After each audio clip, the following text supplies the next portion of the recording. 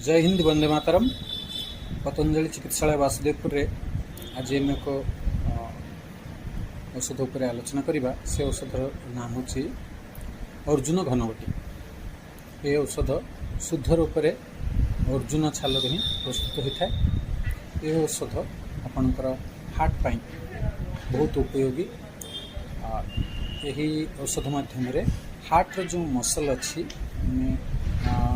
हृदय मांसपेशी ताको मजबूत करता है। परिणाम स्वरूप हृदयर कौन जो समस्या थाए से दूर होता है। ये औषधर इनग्रेडिएंट्स केवल मात्र अर्जुन छालू या सत्व जो गुटाक से आम सकाळे और संध्यारे खाई सारे 2टी लेखाएं बटिका खाईपर। जय हिंद वंदे मातरम।